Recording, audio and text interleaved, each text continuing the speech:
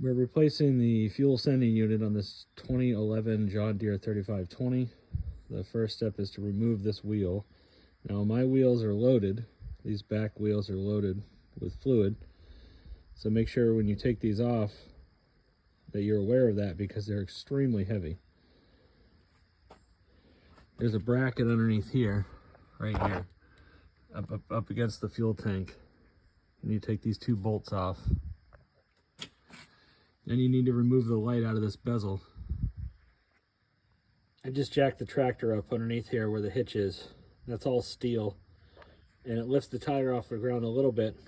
So when you take the loaded tire off the other side, it just settles. So get used to that. There'll be a little bit of movement. The next step you need to do is you need to remove this tray here from the door opening side. And that's easily done by removing these two screws. There's one that goes in here and your cup holder, and there's one that goes up in here and the little change holder or a little tiny tray there. Remove those two, and then there's going to be a connector back here for the 12-volt outlet. You just undo that, so just be careful. You undo this connector, pull that off, and then this whole tray will come right out. This is the cover that goes over your light underneath your wheel well, and it's held in by 4 10mm bolts, one on each corner. The nuts for this bracket that hold on the fuel tank are 13mm nuts.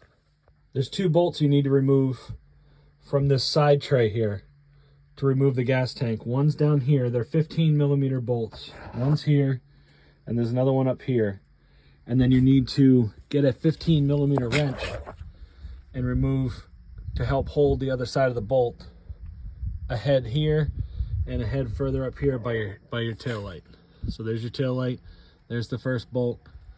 Down here is the second bolt, closer to where you enter the cab. Down below where your footstep is, there's 2 18mm bolts, or excuse me, nuts. They go right here and another one right here. They attach to these long shanks here, one on each side. One there and one here. Those are 18mm size nuts. So I'm making this video, and I'll show you here on the gauges.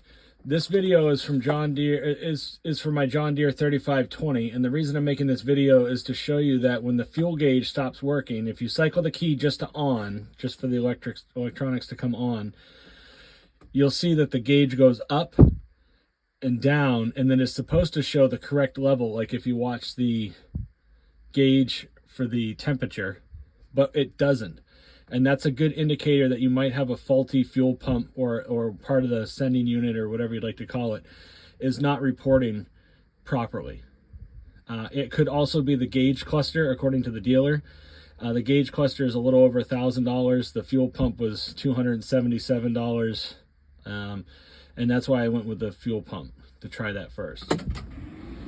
See, it goes up, it comes down, and now it's supposed to show the proper level of fuel, which it doesn't. And that's a good indicator, according to the dealer, that the fuel pump is bad. All right, there's one more line up here for a fuel line on the front of the tank. This one right here. So this is the original one that we had you guys take off. Right here. Down below. And then you've got this one up here, so don't forget that one. And then the whole tank should come right out. Okay, so in order to get the tank to drop, there's this rod here, and on the other side, up in here, there's this other rod I showed earlier in the video.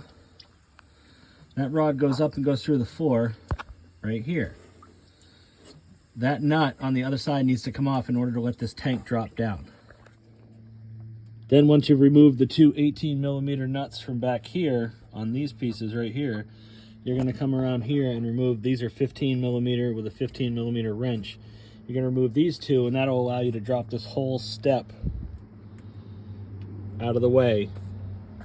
Before you do that, you want to make sure that your tank is drained and that you're ready to drop this tank, that it's completely disconnected from all the connectors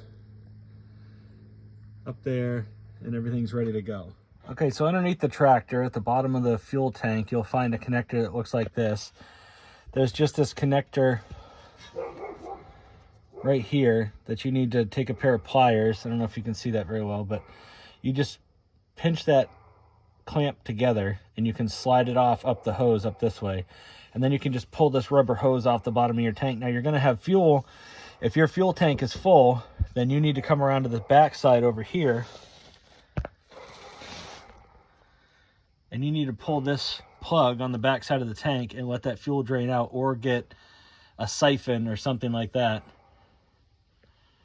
to help siphon the fuel out into a clean tank. But if not, then like I ran this pretty much empty.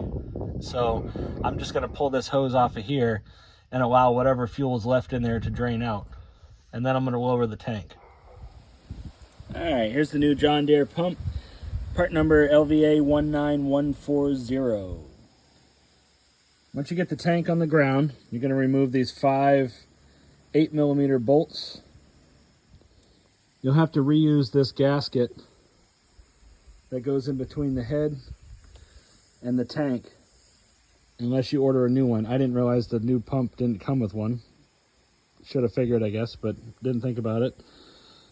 So make sure you either order a new one of these gaskets or just clean up the old one and reuse that one. This one looks fine other than a little bit of dry rot on the edges here, but I'm going to reuse it.